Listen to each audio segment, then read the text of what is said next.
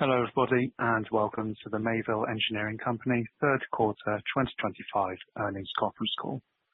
My name is Elliot, and I'll be coordinating your call today.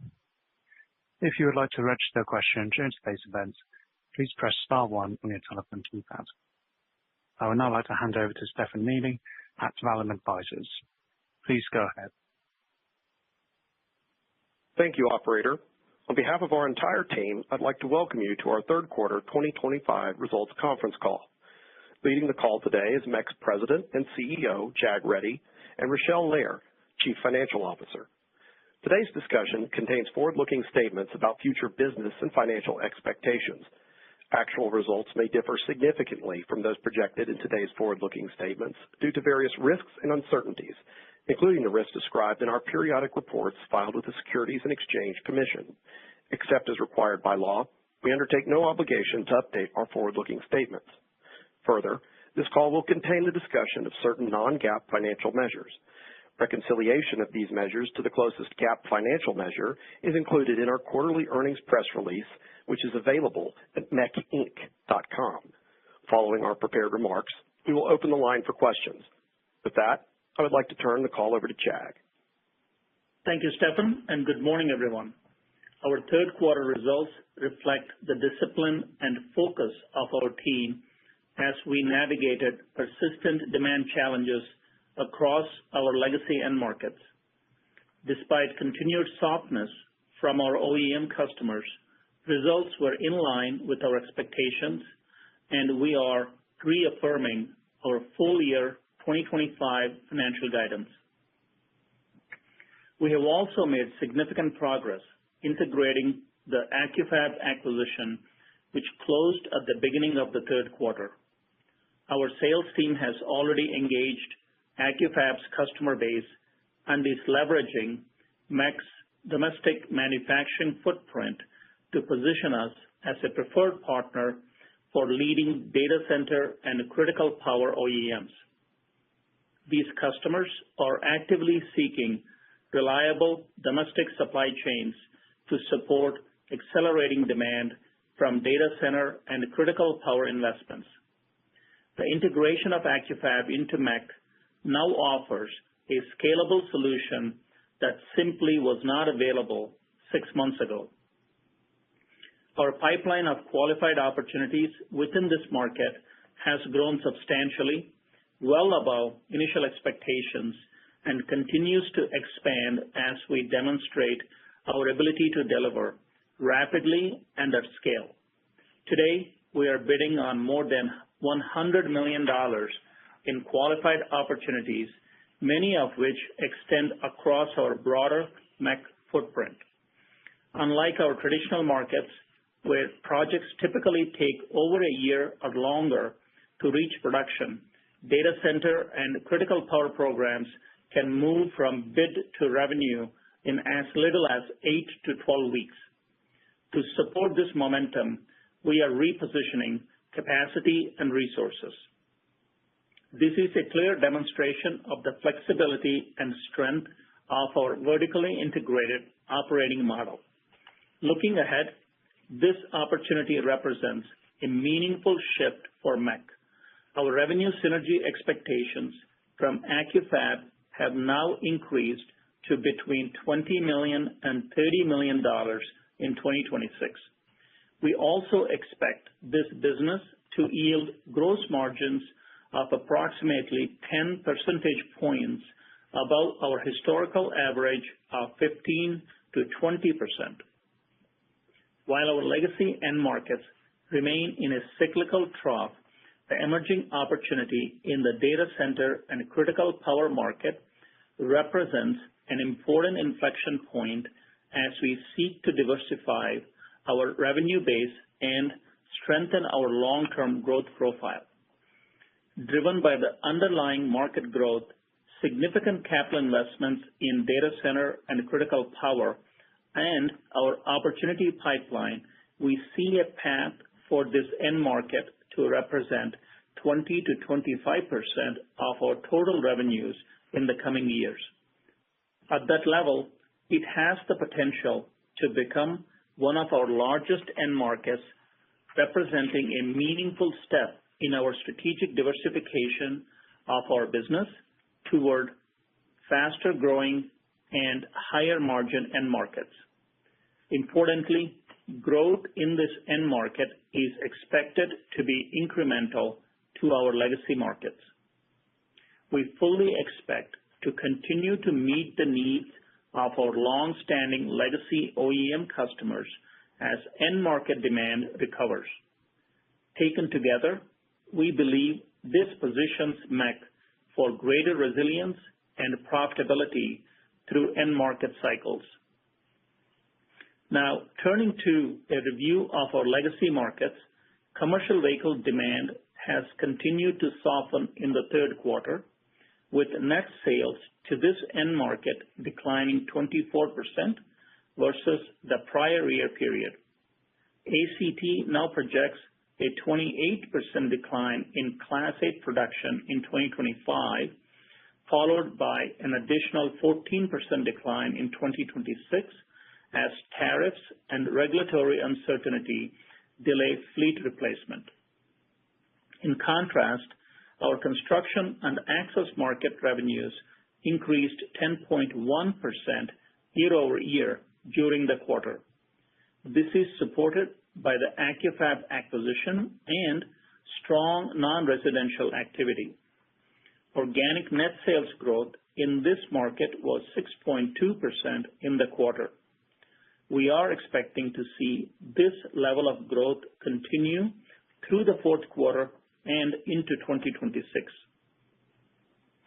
In the power sports market, net sales grew 6.4% year-over-year, driven by transient aluminum-related demand.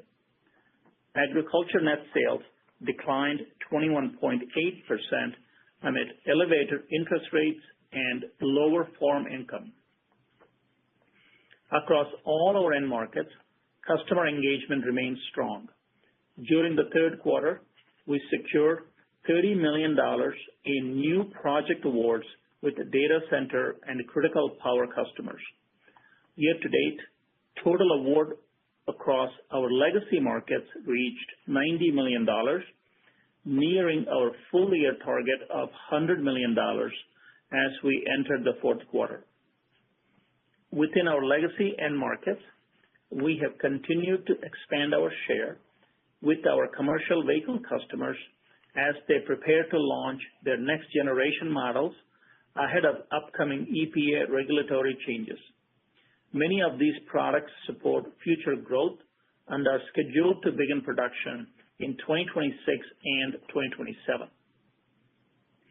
In addition to the future expansion in commercial vehicle revenues, we secured a significant award for a next generation product in our aluminum extrusion business, along with additional tube components for a major power generation customer.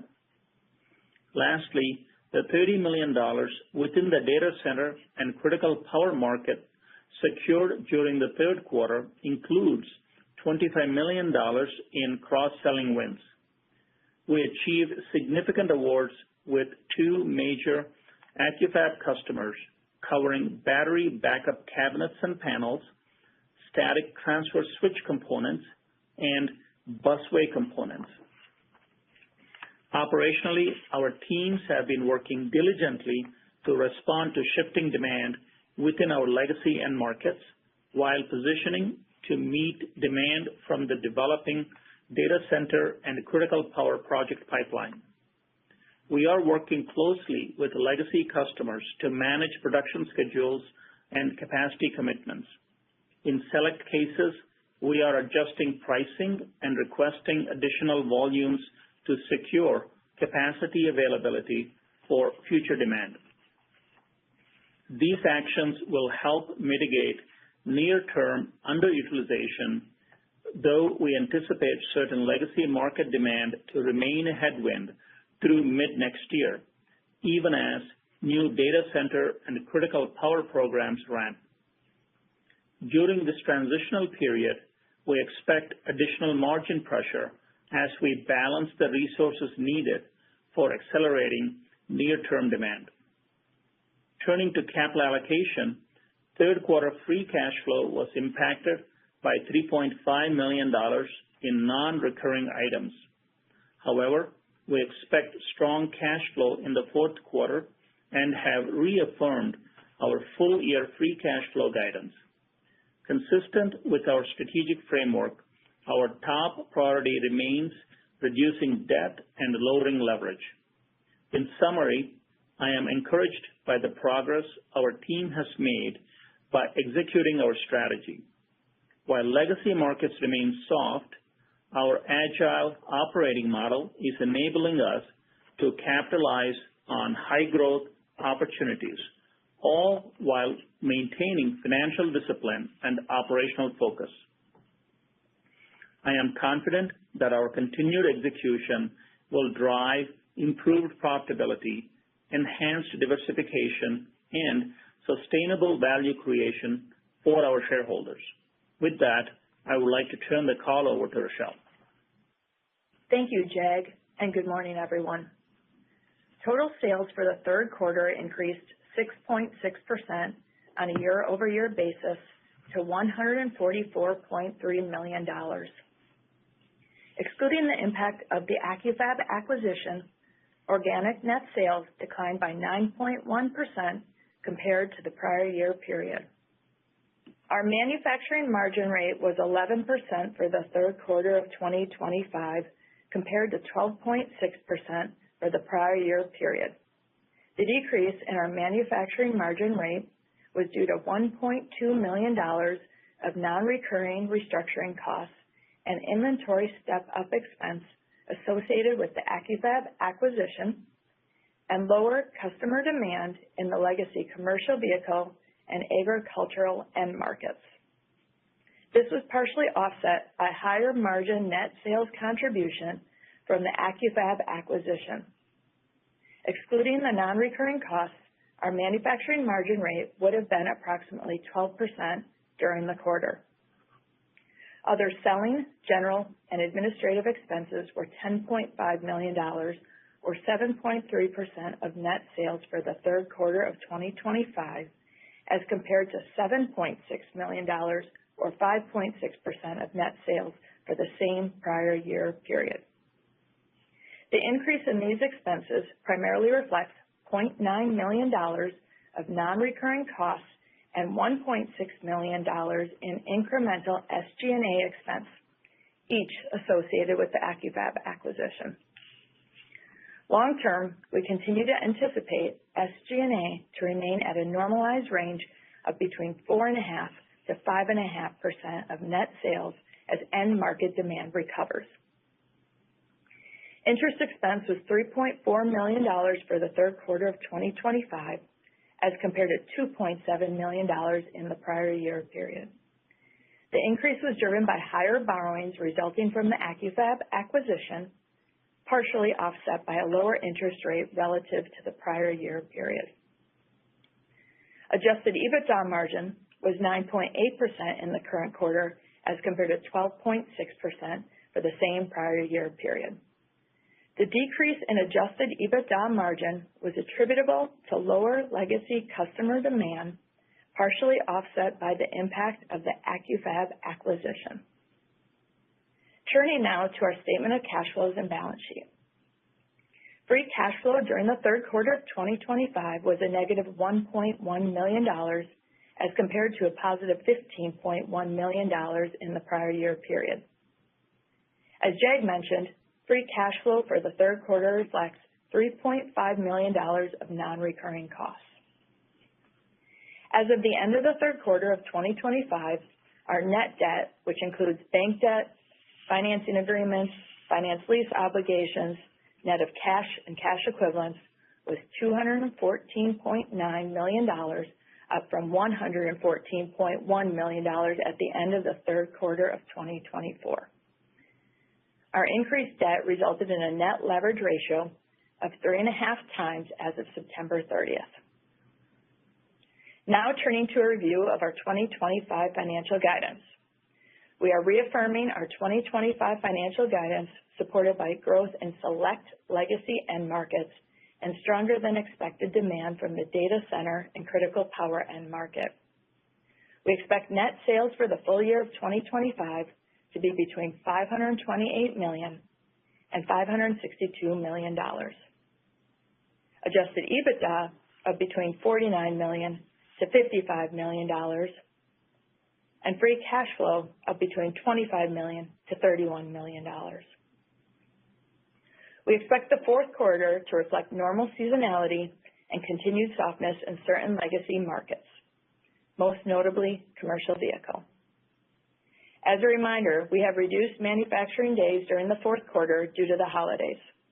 Combined with the ongoing reduction in commercial vehicle production schedules and retaining resources to support the ramp of new data center and critical power programs, we anticipate some margin pressure during the quarter. Despite this, we expect to generate positive free cash flow in the fourth quarter.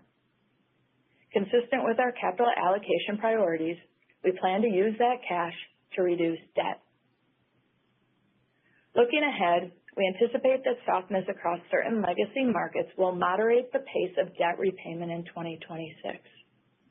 To be clear, we do not expect sustained negative free cash flow. However, as we ramp data center and critical power production, working capital will temporarily increase, and we may make selective capital investments in equipment to support these programs.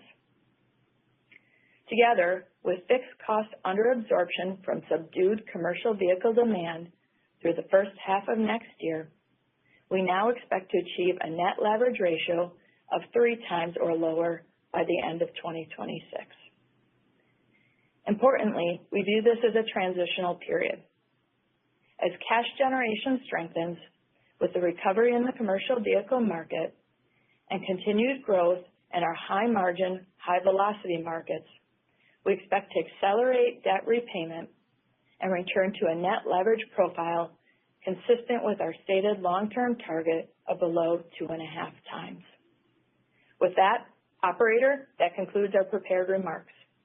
Please open the line for questions as we begin our question and answer session. Thank you. If you would like to ask a question, please press star followed by 1 on your telephone keypad. If you would like to withdraw your question, please press star followed by 2. When preparing to ask your question, please ensure your device is unmuted locally. First question comes from Ross Sparenblek with William Blair. Your line is open. Please go ahead. Hey, good morning, guys, and thanks for taking the questions. Morning, Ross. Morning. Jag, we started this year and you guys pulled forward your productivity initiatives and realized that's a delicate process, especially when demand cycles are volatile. But how do you feel with the rollout thus far? And do you feel that the organization is well positioned for when demand does begin to turn? Absolutely, Ross. The team has been relentless in driving MBX programs across our plant network throughout the year. Every single plant has had increased number of lean activities throughout the year as we reconfigured our capacity to position data center products into existing footprint.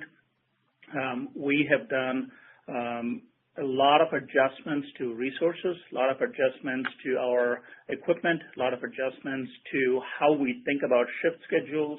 So all of these actions are not only helping us in the short term to navigate the soft end market demand, but absolutely will position the company for a significant margin expansion, significant productivity once the volumes return, right? So I'm really excited about, all the things that we have done this year, though it may not be reflected in our actual financial results, but as we start putting in volumes back into the plant, even with the data center products, right, we should see going into Q1 and beyond a good uptick in our productivity. Okay. And if I was to put that into a spreadsheet here and just thinking through margins, decrementals were down over 30% in the quarter. What is kind of your timeline for closing that gap to keeping a sustained decremental under 20% through cycle? I would say, obviously we're not providing any guidance for 2026. Having said that, I would say by mid-year, we should see a decent readout coming out of all the actions that we have taken. Let me address a big elephant in the room. We are taking a conservative approach to our 2026 CV forecast. You can look at our two large OEMs, they're public, and then what they have said publicly for 2026 guidance in terms of volumes. And you can look at ACT. ACT is around 205, and if you average what the customers have said, that's probably somewhere in the 245 to 250 range. So the difference is what is going to make is going to be really make a difference next year for us. We have taken the conservative approach of using the ACT for planning purposes. So if the volume turns about the ACT number next year, that's an upside for us, not only in terms of productivity and margin expansion, but also significant revenue increase next year. Okay, yeah, definitely understood. And thanks for providing that framework for 2026. Definitely understand it's loose and not holding you guys to it. So I'll pass it along. Thank you. We now turn to Greg Palm with Craig-Hallum. Your line is open. Please go ahead. Yeah, thanks. Good morning. Hi, Jag. Hi, Rochelle. Morning, Greg. Can you just give us some sense on what's occurred in the last 4 months since AccuFab? I mean, it just sounds like overall activity, it's been a lot higher. It's occurred much faster than initially thought. And what types of internal changes or investments do you have to make? Are you making to capitalize on this opportunity within data centers? Really good question, Greg. We have been extremely busy and active in not only bringing on new customers to AccuFab, but also a lot of new customers to legacy MEC locations. We have hosted every top customer in data center and critical power segment in many of our plants, and they continue to be impressed with the level of capacity and automation and the skill sets that MEC can bring to this end market. So as we came out of Q3, we continue to build on that pipeline. We said in our prepared remarks, our pipeline exceeds $100 million. This is qualified, active pipeline. We have won $30 million. Out of the $30 million, it's really $25 million is the cross-selling synergies that we're actively putting into existing plants. A lot of the programs are going into our Defiance plant, which is primarily a CV plant. A lot of programs are going into Mayville. That is a primarily agriculture and power sports plant.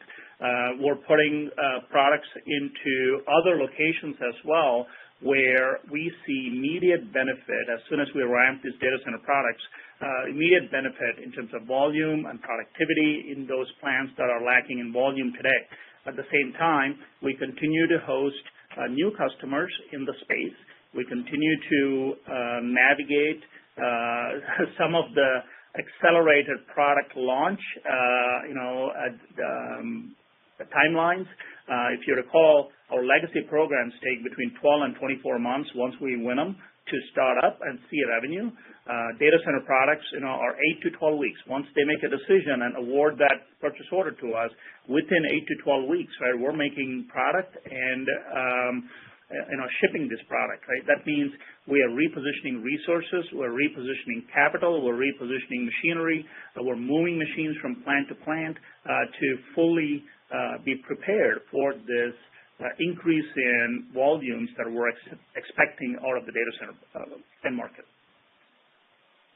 Okay, appreciate that color.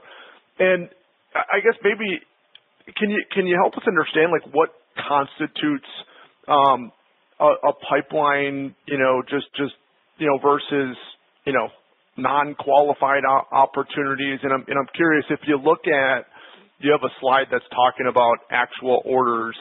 I'm curious, in terms of the, customer characterization, how many of those are from new customers? What would these orders have looked like under, AccuFab as a standalone if they were existing customers? And, just thinking about the future, potential for follow-on orders if some of these are sort of initial orders from new customers. I'm curious just to get your thoughts there too. Yeah, that's a really good question. AccuFab Raleigh location, which was primarily the data center and critical power location, they were sold out. So pretty much everything that you're seeing on this slide, the $25 million of cross-selling synergies, most of that they would not have had capacity to actually produce, right? So that is the exciting part here is, that battery backup cabinet, they might have been able to handle 1 to 2 million at best in that plant, right? Now, we're able to completely take over that program. And we expect that program to continue on, even though we have a purchase order for 10 million, we expect that to increase as, the year goes along next year. So that's the same case with power distribution units, extrusion panels and busway components. Busway components are really around aluminum extrusions, which AccuFab did not have any capacity for.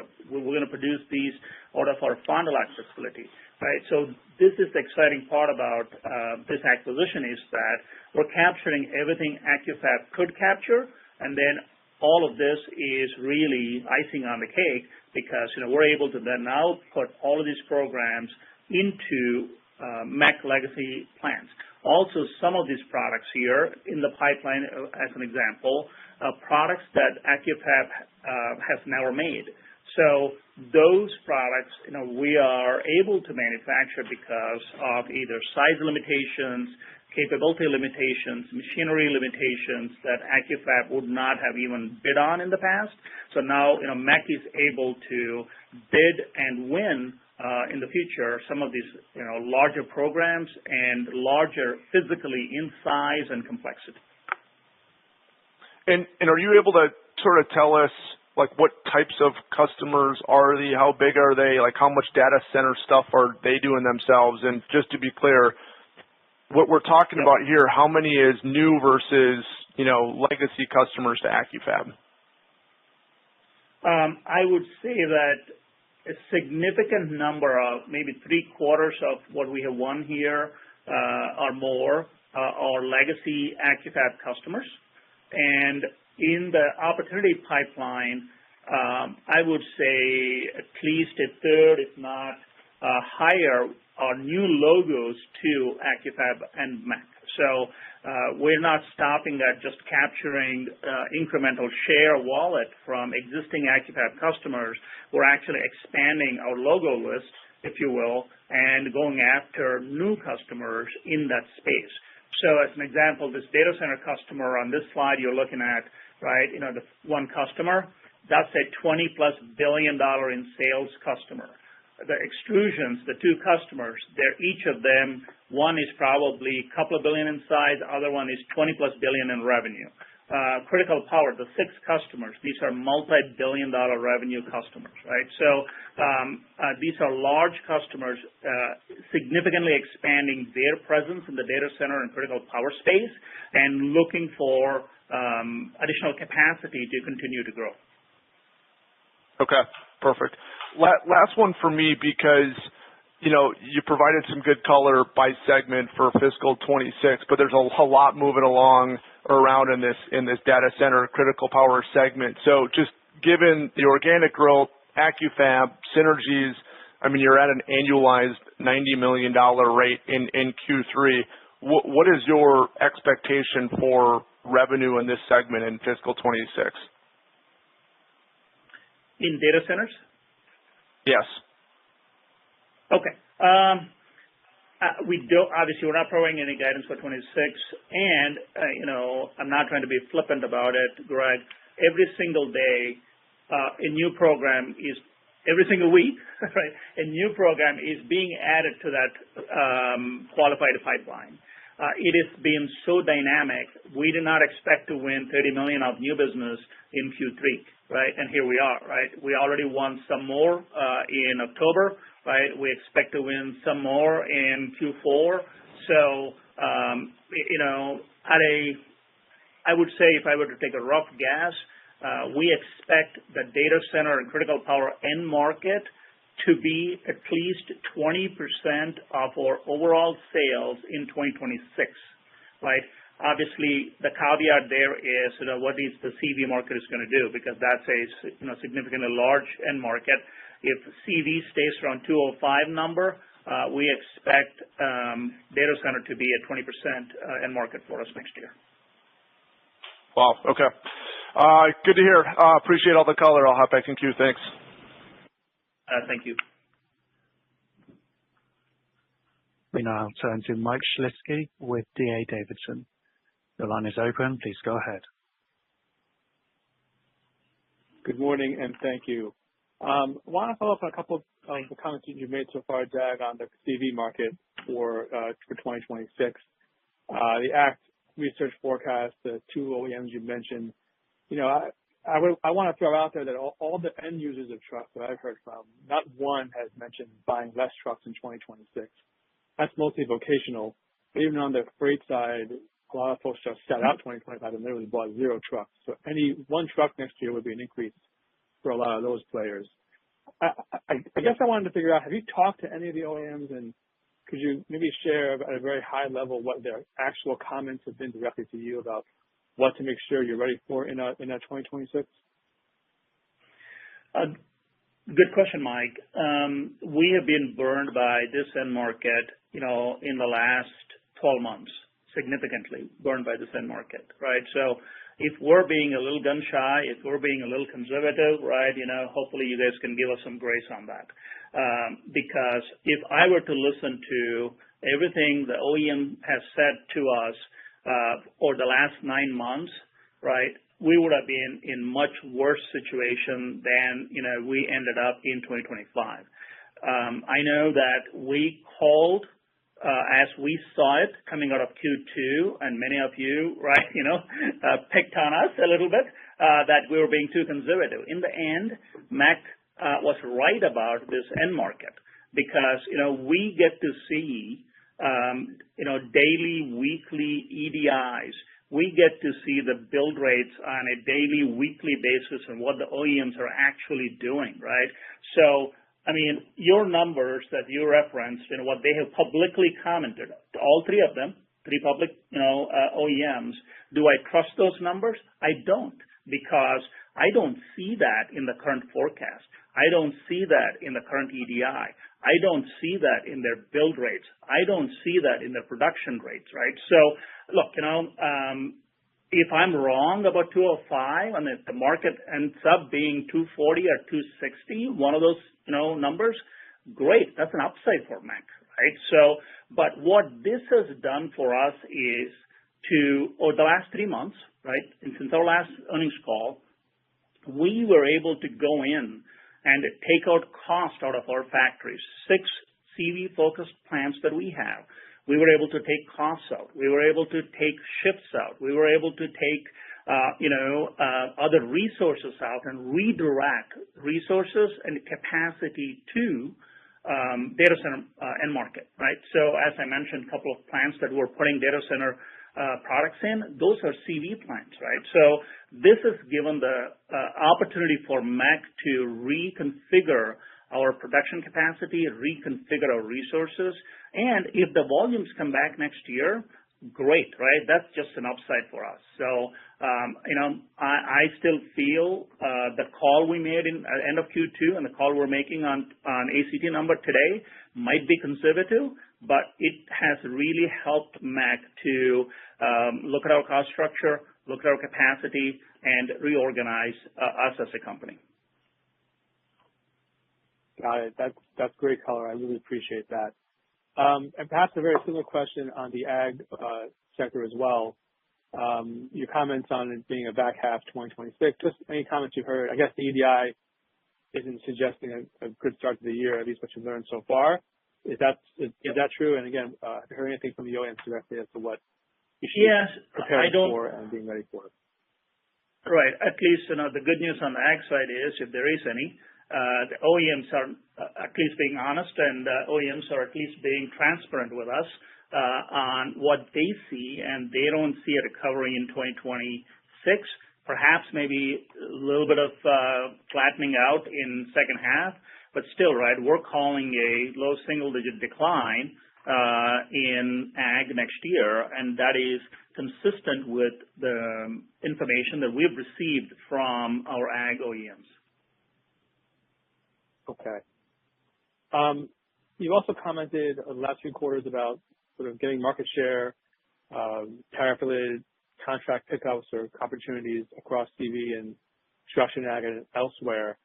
Something else on, do you think you could outperform the broader end markets next year with some new projects, stuff in the pipeline beyond data centers that maybe you can discuss that might come to the fore in 2026?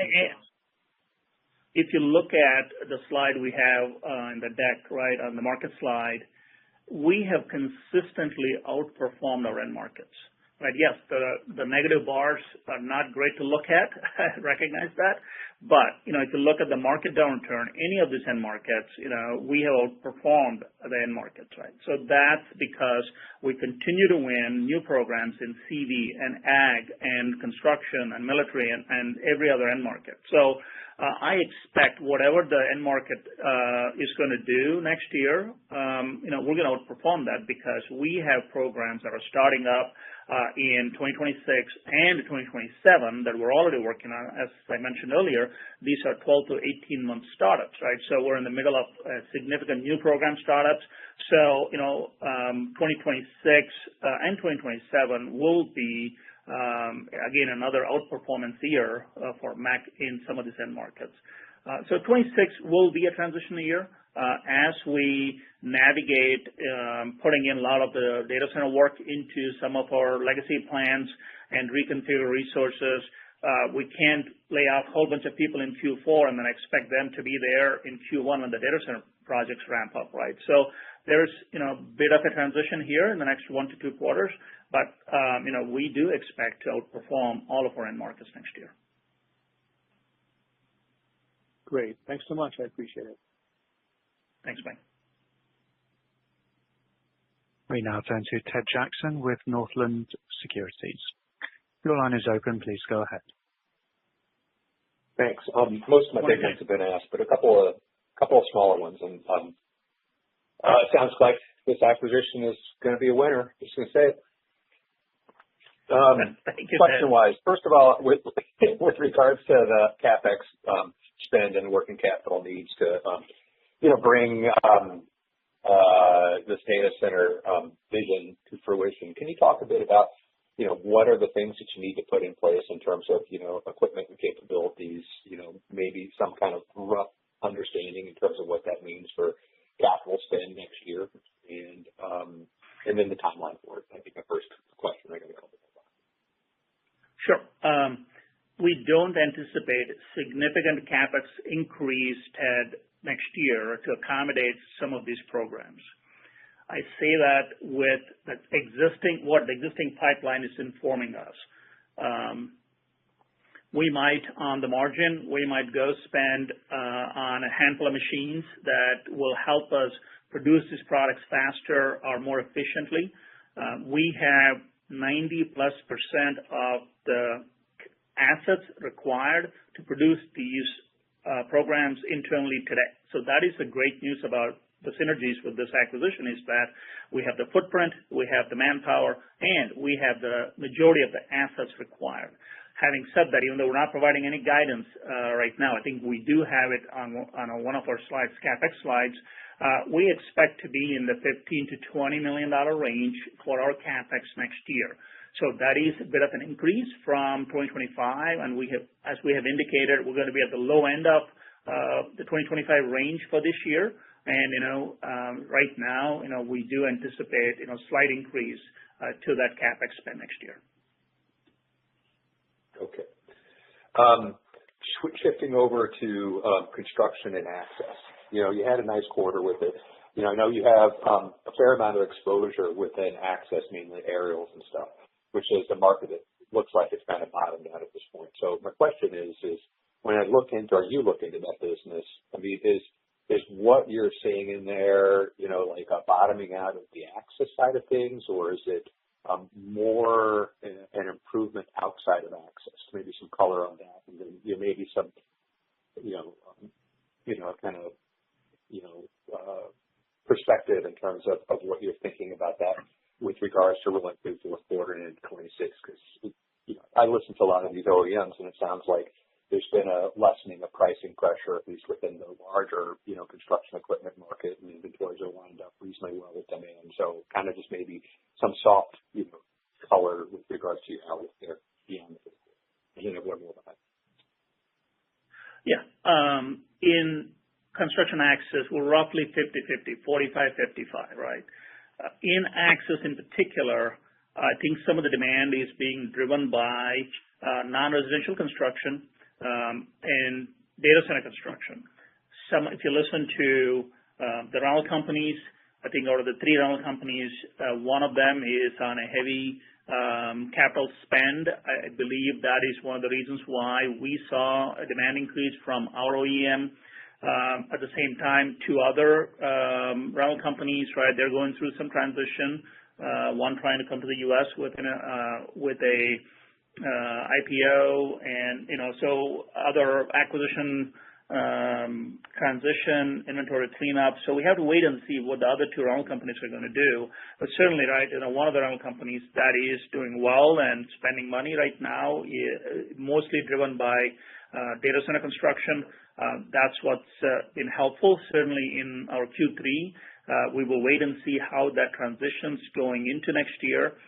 Construction, again, hopefully with interest rate cuts in the coming quarters, would help residential and other type of construction for the regular earth movers, the yellows that you can think of in the near term. Okay, and then my last is just on power sports. You put growth up there, but you caveated it that it sounds like there was some one-time revenue that pushed the quarter.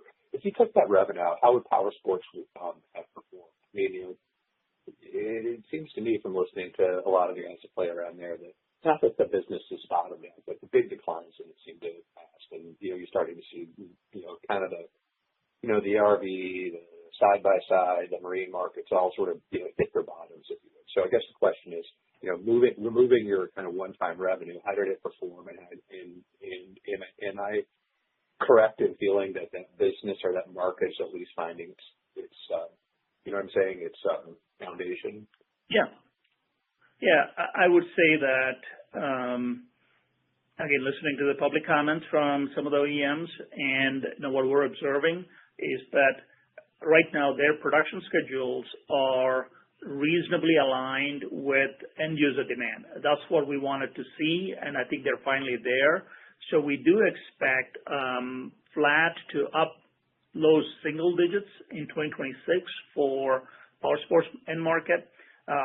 As you recall, we also brought on some new customers this year, so that's also helping us outperform the market.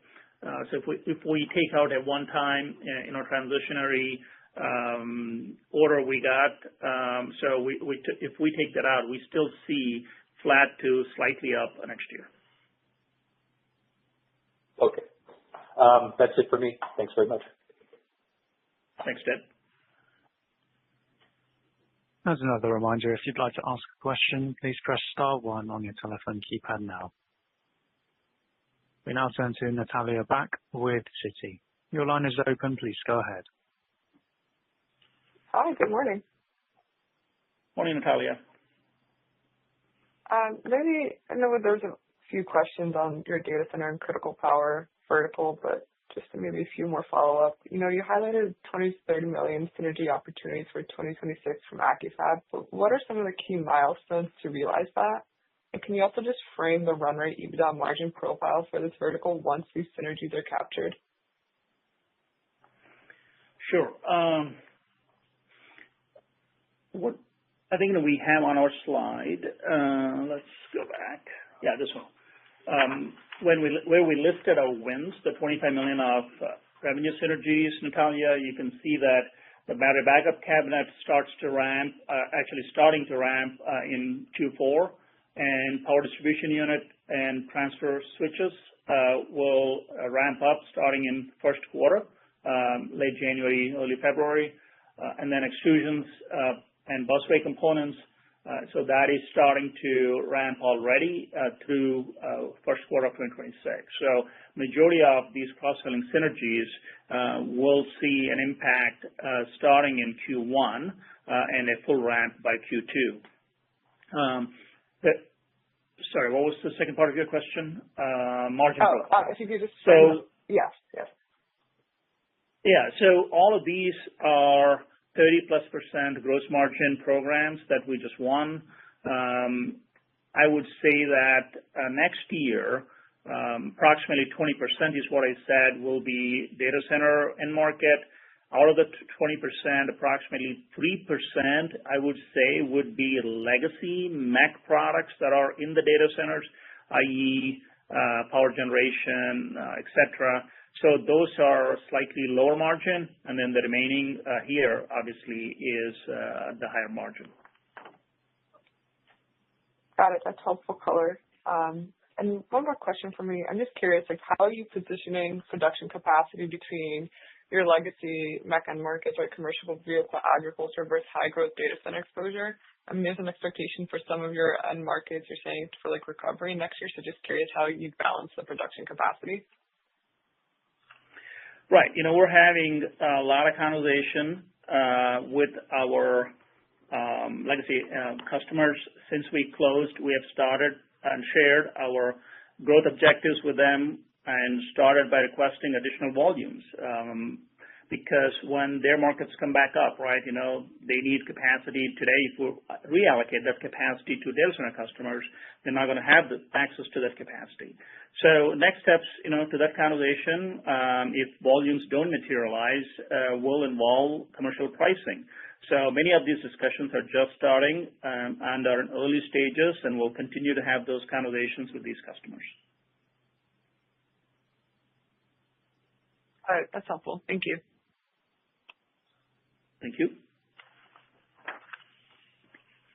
We have no further questions, so I'll now hand back to Jag Reddy for any final remarks. Before we conclude, I want to thank again our employees for their continued strong focus and execution, and our shareholders for their ongoing support. While we recognize the near-term challenges in several of our legacy markets, we are confident in the progress we're making to position MEC for durable, high-margin growth in the years ahead. We look forward to sharing our continued progress with you. Thank you for joining us today. Ladies and gentlemen, today's call is now concluded. We'd like to thank you for your participation. You may now disconnect your lines.